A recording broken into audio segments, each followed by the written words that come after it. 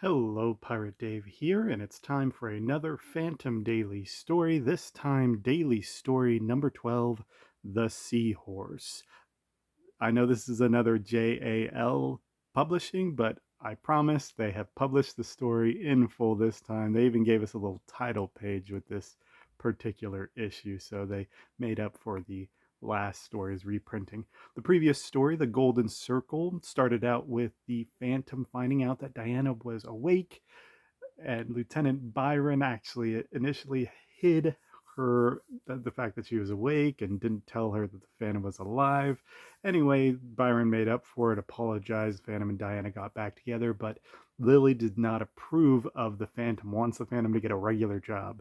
So Diana went off with Lily, went back to America to let her cool down. Meanwhile, the Phantom hopped on a train and he got implicated in this crime ring known as the Golden Circle, an all women crime ring that was plaguing Paris, France. He dismantles the crime ring by the end of the story after being suspected of being in charge of the Golden Circle, actually. But he brings all of the members of the Golden Circle to justice, with the exception of a charming member by the name of Fifi, who actually helps him out during the course of the story. With the Seahorse, I'll admit that I actually get the title mixed up with an earlier story called The Shark's Nest, and there's a couple of reasons for that. There's a few amount of parallels that you'll see as the story goes on. They're very maritime-based stories to start with, and they're antagonists in Baron Grover for the Shark's Nest and Baron Danton for the Seahorse are very similar. But I do think that this story is considerably different and it presents itself in a much more grander way. But let's go ahead and get right into the Seahorse. And as you can see, for the JAL printing, we got a title page. Isn't that nice? It's just a nice little addition. Doesn't give us too much too much extra benefit. To start out with, we recap the events as I just recapped them, where Lily's not really happy with the Phantom's living situation. Meanwhile, Diana's frustrated that Lily's not accepting the Phantom for who he is and the fact that she wants to marry him. And we meet Dave, Uncle Dave. We don't get his last name to start with. Eventually, this will be a very regular recurring character by the name of Dave Palmer. That doesn't make a whole lot of sense because he is going to be Lily Palmer's brother, but that would mean that Lily Palmer never married, she never changed her name, any number of possibilities, and that Diana never took the name of whoever her father would be. Not a whole lot of not a whole lot of questions are answered really at any point in the history of the strip, but it's just something to be aware of. Uncle Dave Palmer is a new introducing and recurring character. Anyway, Uncle Dave and Lily are discussing Diana not marrying the Phantom, and so they want to introduce her to some bachelors. The first bachelor they get lined up is a real club hound, and so he wants to spend all night partying, but that's just not Diana's that's not Diana's scene, understandably, right? That second guy, oh, he's too much of a smoker. Look at that. She can barely breathe, and Lily knows that that didn't last long.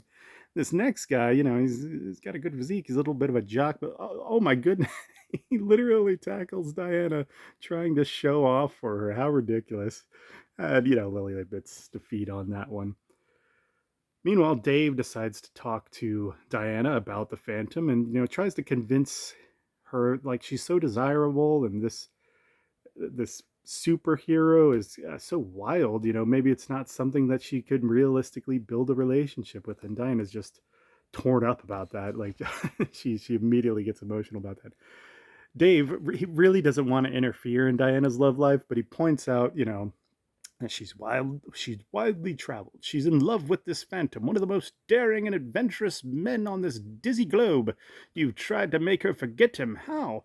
So he's saying you need to get somebody that's going to compare to the Phantom. Diana's this globetrotter. She needs an interesting globetrotting man. That's probably why she's interested in the Phantom to begin with.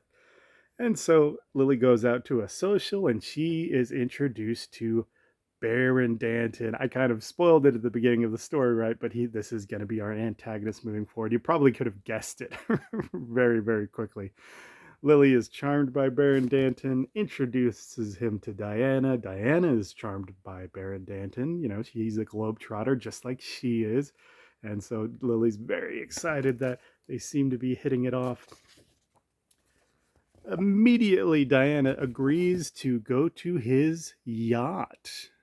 We're going to be spending the afternoon on the Baron's yacht, Mother. And that she does. On the Baron's yacht, apparently he has a bunch of carrier pigeons, and Diana's just enamored with that. Look, there's one flying over there by the boat, and it lands, and oh, it has a message tied to its leg. I've always wanted to see one of them. Baron Danton, don't touch it! Why shouldn't I? How exciting! Oh, what is this? We don't get to see the message, but the way that Diane is reacting to this, it's some very shady information. And Baron Danton immediately qualifies that it is shady information, and he's apprehending Diana. Curiosity has been known to kill other things besides cats. Pull up anchor, we're leaving. Aye, sir. So Baron Danton's taking off with Diana. He's kidnapping Diana. Meanwhile, Dave and Lily are wondering what's taking Diana. Where has she been? They're calling every single, precinct, every hospital. Nobody's seen her. And so Diana's Uncle Dave, he realizes, who we need the Phantom, the ghost who walks. He's known by 100 names. In my travels, I've heard his name whispered in the darkest corners of the world. And just then, the silhouette of a man and a wolf or a dog just outside the hallway. And sure enough, the Phantom shows up at the Palmer estate right at that time. Where is Danton's boat? Oh, right. Great timing. Great timing, Ghost Who Walks. How did you get here? I flew. Airplane, Miss Palmer. I haven't gotten wings. And the Phantom's being very abrupt if you haven't picked up on it. And it looks like, keep it, Devil. I'll be back. Stay, Devil. And so Devil's going to hang out with the Palmers. So I guess we're not going to get a whole lot of Devil in this adventure. So the Phantom takes off to the harbor where he meets a skipper for hire, wakes him up. And this skipper is going to be, he's going to be around a lot. The skipper takes him out to the open ocean where they find a ship, presumably the Seahorse. Meanwhile, Danton is talking to Diana. Ah, but you're mistaken, Diana. They don't think you're here at all. That's been taken care of. And so Danton has obfuscated his kidnapping of Diana. Meanwhile, Phantom dives overboard to get aboard the Seahorse. So Danton offers Diana to join them, to join the spy ring, or she dies. Of course, Diana at first she's like, no, I don't want to be a spy. Who? I'm no traitor. And as the Phantom is boarding the Seahorse, Diana decides, I don't want to die any more than anybody else does. This is a very important panel. Keep this in mind because it's completely understandable. She doesn't know that the Phantom's coming for her. As far as she knows, it's either death or be a part of this spy ring, right? So I think anybody would agree to that. Mostly is just to agree to sign their name to this ledger of this black book that Baron Danton has of all the conspirators of the spy ring. Meanwhile, one of the sailors has been found knocked out. What's that on your jaw? Looks like a death's head. And Diana overhears, death's head? It can't be. Oh, but it is. Darling. No use asking how you happen to pop up out of nowhere. Quite a surprise, eh? And Phantom's not happy to see Diana. What's going on? Phantom just yanks Diana along with him. Why is the Phantom so strangely cold to Diana?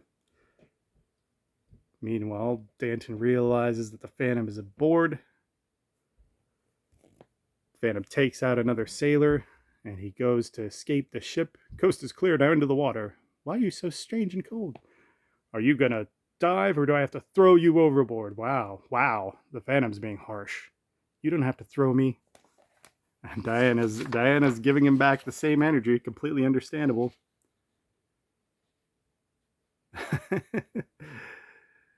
Swim underwater as much as you can. Don't want that boyfriend of yours to find to hit you by mistake. Oh man, the Phantom is so jealous.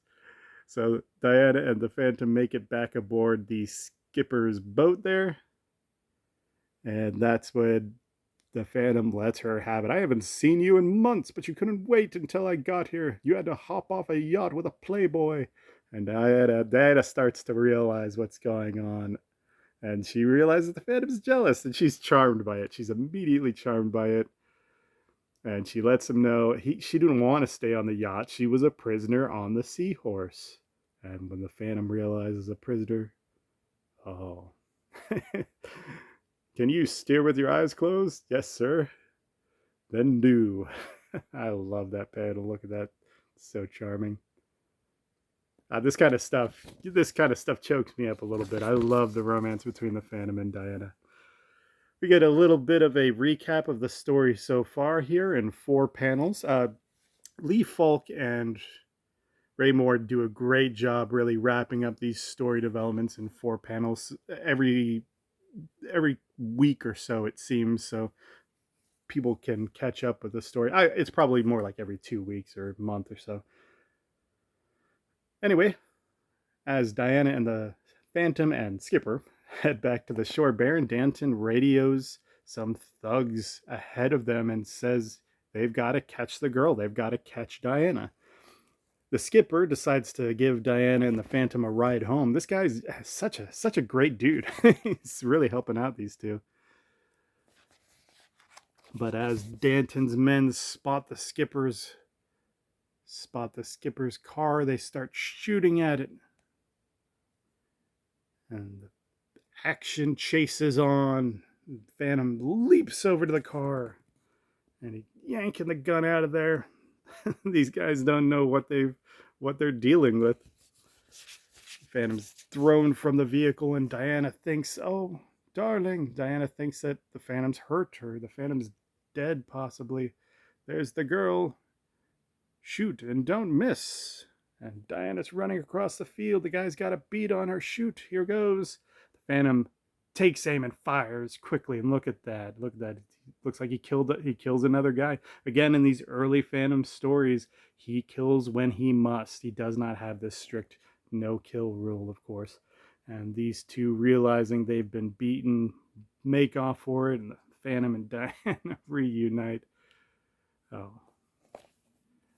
I love that we're getting a lot of Phantom and Diana. And this whole story will be the Phantom and Diana, just to give it away early on. We're not going to transition to another different story. The skipper is completely, I almost get murdered and my car's ruined. Gas tank's riddled with holes. They've really put the skipper through the ringer tonight. So the Diana and Phantom are on their own walking back home.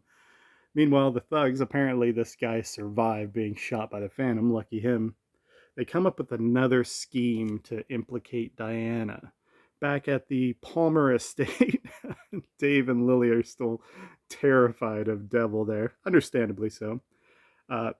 This telephone repairman shows up. It's clearly one of the Baron's men. What are the Baron's men up to now? And he's going into Diana's room, doing something. This looks like the girl's room. And, is he gonna hide in there? Nope. He leaves the Palmer estate after being in that room. And Lily and Diana reunite. I love this little joke here. Want your house haunted today, lady? How charming between mother and daughter. Back with the Baron Danton's thugs. No, but it was close. Now for a little telephoning to the police. Diana Palmer will be on ice. Looks like they're implicating Diana Palmer in the spy ring.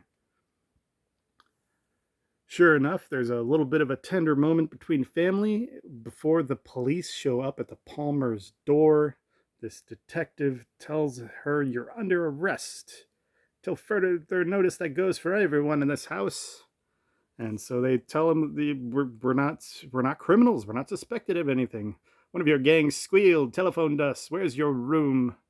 And so he searches Diana's room and he opens the top drawer of the dresser. Maps, codes. I suppose they just walked in here. That's what the telephone repairman was doing. He was hiding maps and codes and evidence in Diana's room. What a scoundrel. Sure enough, Diana's trying to explain the situation, and even Lily's trying to explain that there was a telephone repairman that was just in Diana's room, but the detective isn't having any of it, and that's when the Phantom brings out the gun. It's not the first time the Phantom's been at odds with law enforcement. He certainly does it when he has to, and of course he's trying to get through to this detective, but he's not going to let Diana go just like that, not after just saving her. So he climbs up the building with Diana, and the police are outside. They've got a spotlight. It's a whole sensational police chase now. He's a fugitive, him and Diana from the law. They're up on the roof. They have a little bit of a discussion and realize that it's not reasonable to run from the law like this. We get this really odd moment. We're trapped, darling. I can't take the chance of you getting hit. Goodbye. Where are you going? That's the elevator shaft. And the Phantom dives in the elevator shaft. And Diana sees him dive in there and she faints. She thinks the Phantom just jumped to his death. Of course, the Phantom did not jump to his death. He just landed on some cables on the elevator. He's just escaping the law, and he's sort of letting Diana get arrested for now, because he knows that he needs to go find the evidence to free her, to clear her of any wrongdoing. Meanwhile, the Palmers are all carted off to jail. The Phantom actually sends a messenger boy to the jail with just a death's head on a piece of paper to let Diana know that he's alive. I guess the Phantom got the impression that Diana thinks he's dead from the elevator shaft. I mean, she is emotional, so I guess it's somewhat understandable, but it's a little sensational, right? The cops, of course, see the death's head and they decide they're not going to show it to Diana. It'd be a silly thing to do. It'd make her worry, because as far as they know, this looks like a threat, right? It doesn't look like a kind message. Meanwhile, the Phantom heads back to the skipper. This guy has been he's been the MVP of this story next to the Phantom. Even look at that. He even gives Devil some dinner. And so the Phantom employs the skipper once again to track down the Seahorse. The skipper is talking to other fishermen, looking for anybody that's spotted a boat. Seen one like it by the banks, but she was gray, not white. Can't be the Seahorse if it was gray. And the Phantom makes a good point. All cats look gray at night. We'll have a look at her. Go to the banks. We get another story recap. As I mentioned, they do a great job recapping this in one daily strip with the 4 panels. And the Phantom and the skipper come up on this gray boat. Yachts, unlike leopards, can change their spots. Pull a little closer and they see a couple of men painting this boat gray. Sure enough, that is the Seahorse. Baron's disguising her with gray paint. And so the Phantom swims aboard the disguised Seahorse. Meanwhile, Baron Danton thinks that he's escaped justice by disguising it. This is an interesting panel, right? Because the Phantoms climbed up the rope here that the painters were actually using to stable their scaffold. And so one of the painters mentioned, "I don't know how it happened, sir. The scaffold suddenly collapsed. Maybe I'm batty, sir, but when we were falling, I could have swore I saw something gray slithering up that rope." So at this point, the Phantom has been published in color. He was actually published in color in 1938 for Ace Comics number 11, where he was brown, but that wasn't a very popular depiction of the Phantom, a very well embraced one. But in 1939, his Sunday story had first been published, and he was published in purple. And so the world was now knowing the Phantom as being this man in a purple suit. But Lee Falk, the creator of the Phantom, never intended for him to be in a purple suit. He always intended for him to be in this gray suit. So this is a little bit of Lee Falk kind of throwing shade, maybe clarifying a little bit his original vision that he still thinks of the Phantom as being this man in this gray suit. And he would maintain this position for quite a while. It'd be some time before he embraced the purple suit. But let's go ahead and continue on with the story. Sorry for the digression there. So, the Phantom is taking out men left and right on the Seahorse, and it turns out that he doesn't know which one is Baron Danton. He asks this guy, tells a blue coat, white captain's cap, before knocking him out and sending him overboard, and the skipper is fishing up these men so they don't, so they don't drown after being knocked out. And sure enough, the Phantom's just one by one taking out sailors aboard the Seahorse left and right, and the fisherman's boat is going to get pretty full by this point. Meanwhile, these sailors have been discovered missing, and Danton starts to search the ship, but that's when over the loudspeaker, "I want you too, Baron Danton, and I'm going to get you." Oh, that must have scared the heck out of Baron Danton, I'll tell you that. And so you can see Danton's very scared. He's not going to get me. No, he's not. He's not. And he realizes, this man has never seen me. Come with me to the galley. He switches clothes with one of the sailors. This is a very brilliant plan, to be honest. I don't know how Baron Danton could be so sure that the Phantom doesn't know what he looks like. Perhaps we don't need that as readers, but it is an interesting blind spot for this story, I'll say. So he switches clothes with a sailor and sends that sailor to his cabin. So as far as the Phantom's aware, Baron Danton's in this cabin. He's got his blue coat and his white cap. And sure enough, the Phantom tackles the man dressed as Baron Danton. And even though he tries to explain that he's not Danton, the Phantom doesn't listen to him, ties him up. It's another case of not listening to somebody while they're talking. But the Phantom is desperate to get Diana out of jail. He's not going to spend time listening to a criminal that could, for all he cares, lie about what's going on. Meanwhile, Diana is still in jail. Lily and Dave have been released, and this cop actually tries to make Diana feel better. "Cheer up, miss. You're safer inside those bars than outside. Somebody's gunning for you. They sent you a letter." "I'm just telling you so you won't think jail is such a bad place. A letter came for you, nothing on it but a death's head." But Diana's super happy about that. A death's head. You got to see that from the cop's point of view. It's just a skull on a piece of paper. It looks like such a threat, but Diana's like, "Yes, awesome." Okay, the Phantom makes it back to the shore. It embraces Devil there. I love that little panel. We're not going to see Devil a whole lot in this story, but when we do, little charming moments like that. And again, this skipper has just really been helping out the Phantom so much. So the Phantom makes it back to the Palmer estate with the man he believes is Baron Danton, but Lily confirms this isn't Baron Danton.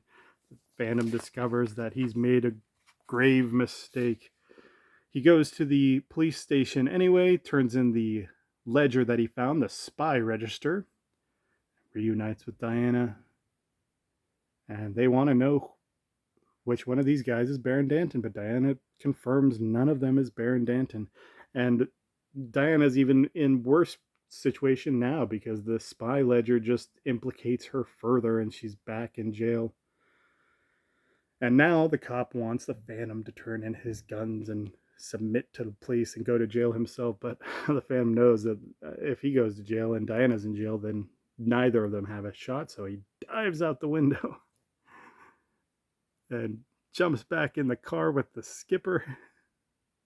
"You, skipper, get back to the waterfront, past the window." So the Phantom actually decides he's going back to the jail to get Diana out. He's had enough. He's had enough of Diana being stuck in jail, so he sneaks back into the jail, and we get this excellent daily strip here. The Phantom silhouette, a gray shadow, steals noiselessly through the dimly lit corridors.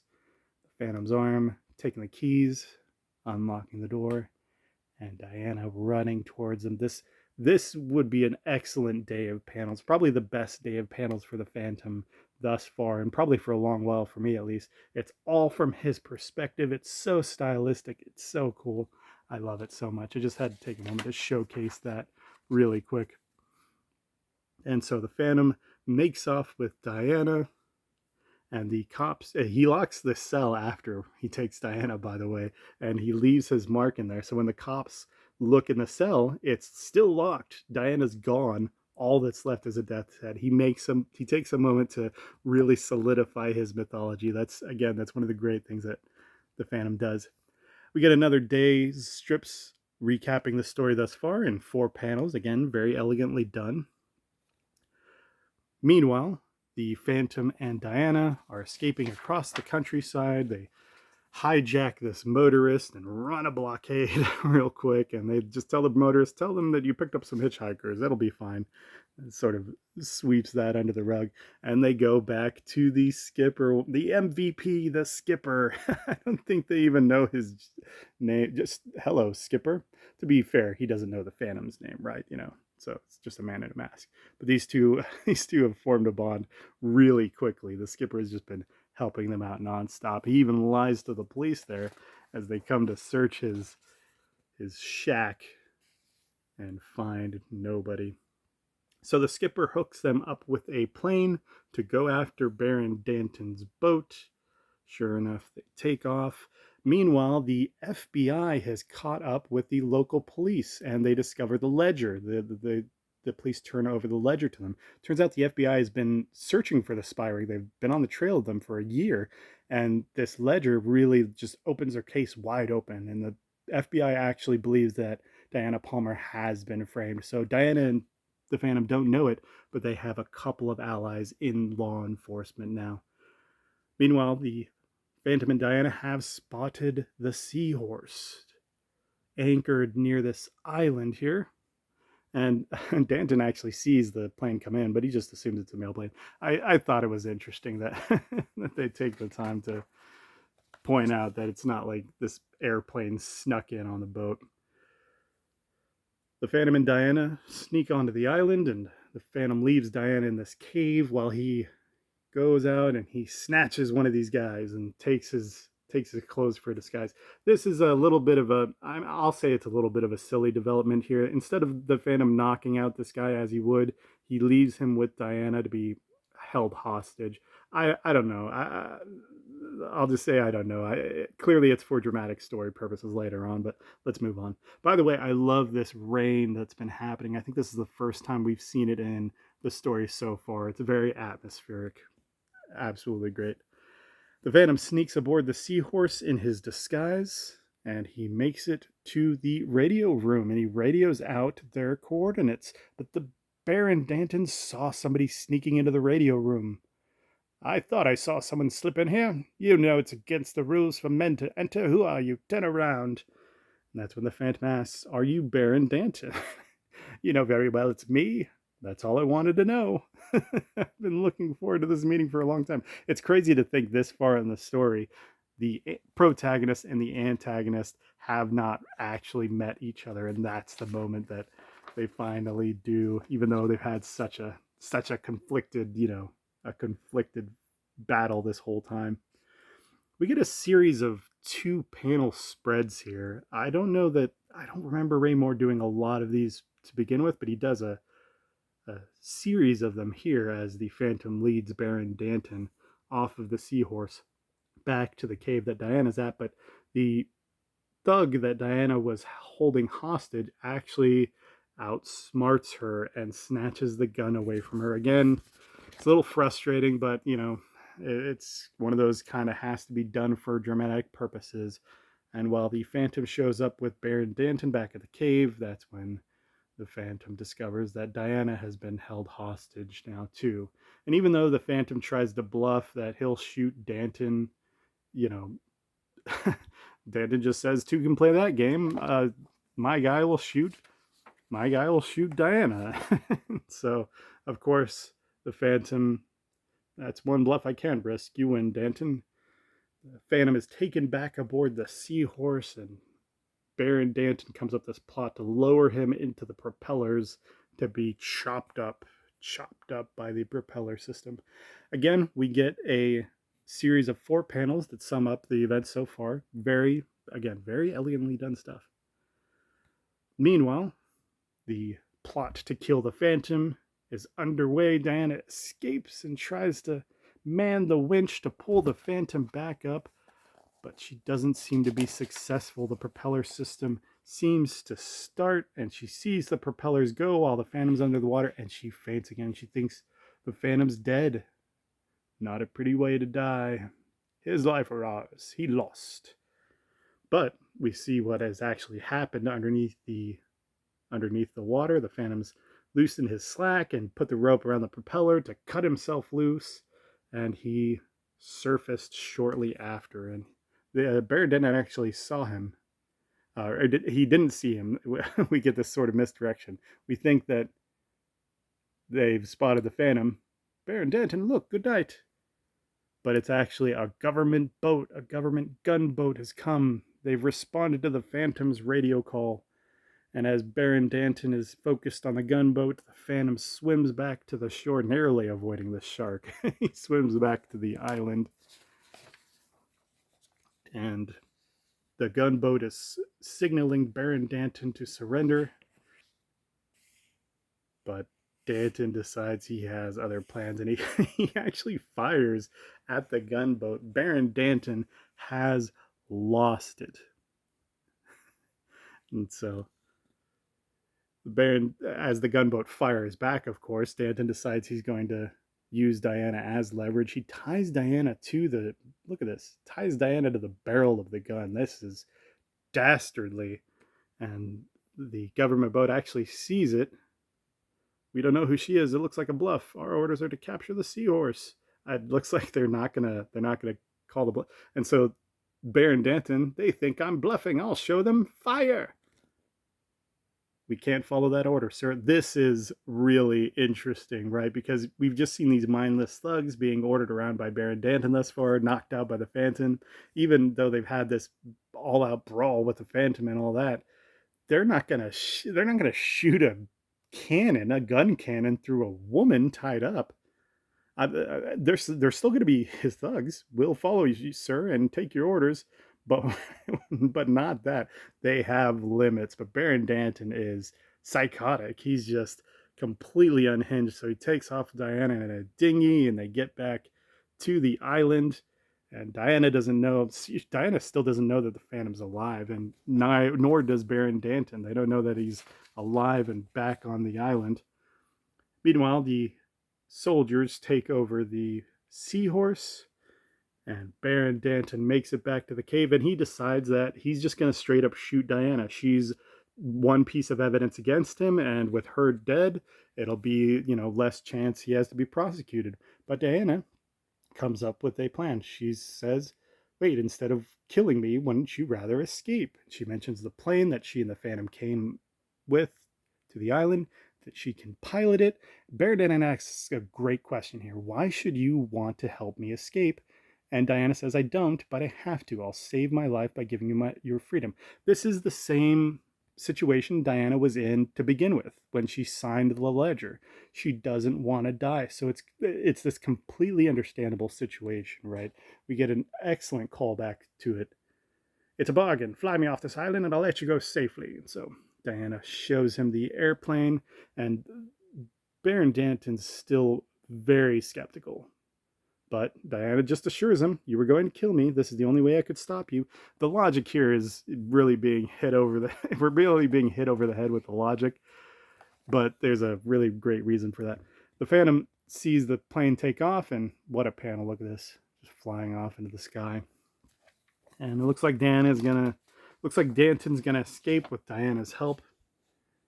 Look, there's a gunboat down there. They didn't sink the Seahorse after all, they just captured it. They'll never get me. And Diana says, that's right, they won't. Not alive. I'm getting altitude. We're going down fast. We're going back to Bleak Island, Baron Danton, head first at 200 miles. Diana's gonna crash the plane. And you killed him against the propellers of your yacht. Now you're going to die. Diana has lost it. She has completely lost it. She's willing to kill herself if it means killing Danton, because as far as she knows, the Phantom is dead. and there's not much left. There's not much left for her to worry about. And as she's dive bombing into the island, she sees on top of the island the phantoms, and look at that. Can it be? And she quickly adjusts course and lands the plane. You crazy woman, you almost killed me. Now I'm going to. I don't think you're going to do anything ever again, Baron Danton. Look. And that's when Danton sees the phantom.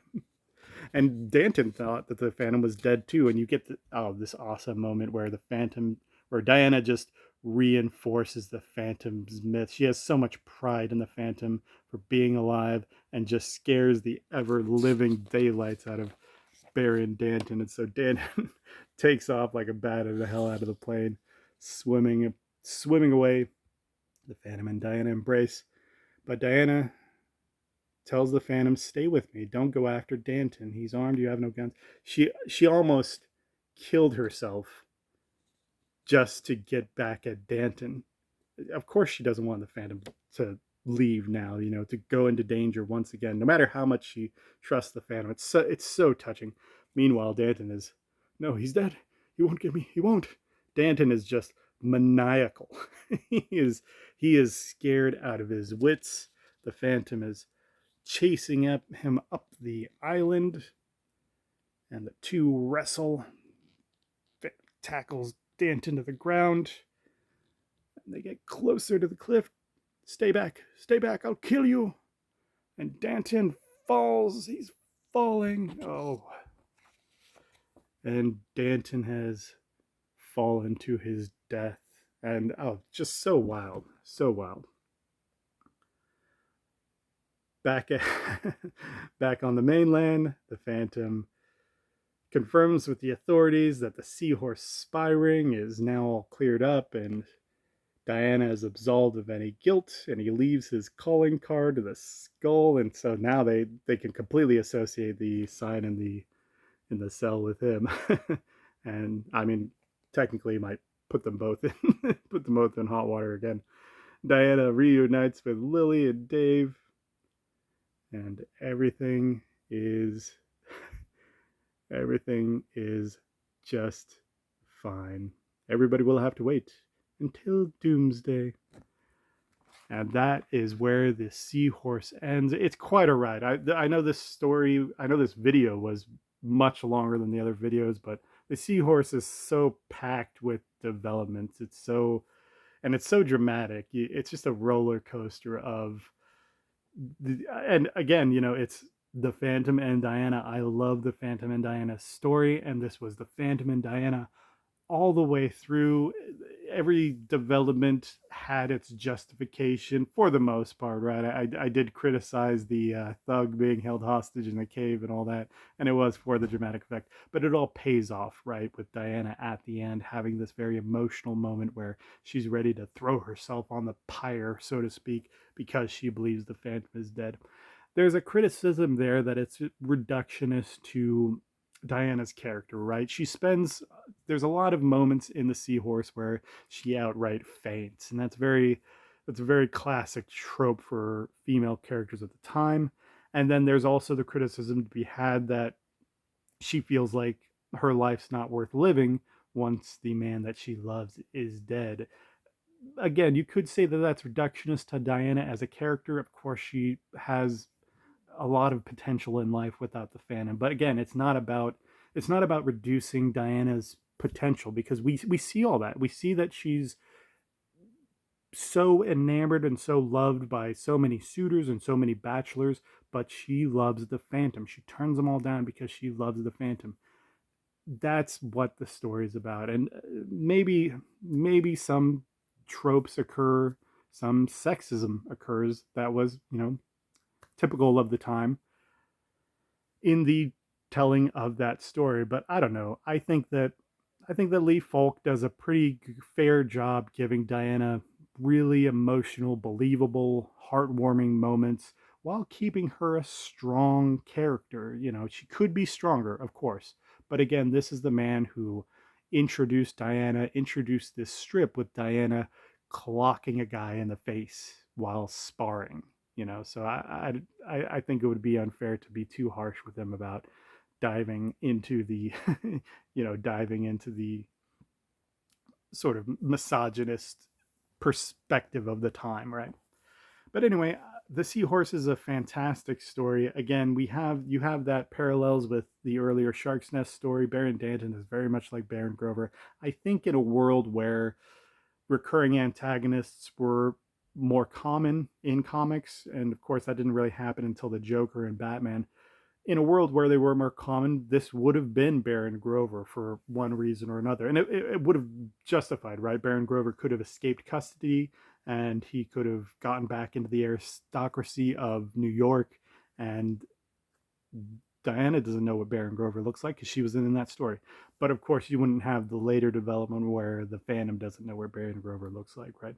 Although maybe he wouldn't know that it was Baron Grover. Maybe he would be using a different name, and we would discover that, oh, this is the man the Phantom knows as Baron Grover. Anyway, I'm ranting. I'm going off at a tangent now. I apologize, but I did just want to sort of make mention that yes, Lee Falk is diving back into the well a little bit with the maritime story and a little bit with the Baron character that also has a captain's hat and also has a monocle. It's very recurring imagery when it could have been a recurring character. That said, The Seahorse is a phenomenal story, especially coming off of the tale of the Golden Circle. I love it so much. Again, I get choked up at certain moments with the Phantom and Diana's romance. I hope you enjoyed it as well. Next week, we will be going back to the Sunday stories, the colorized stories, and it'll be Sunday story number 3, The Fire Goddess. That's a very interesting story. And I think the week after that, we'll also have the Sunday story number 4 because that's just how this story was so long. We got 2 Sunday stories published in the span of it, and that's gonna line up perfectly for the way that the Fire Goddess and the story that follows it, which is the Beachcomber, actually connect. Thank you again. Hope you enjoyed this extremely long video. It was ridiculously long. I understand that. But again, this story, I think this story is very much worth it. And I will see you next week for the Fire Goddess. Thank you very much. Bye.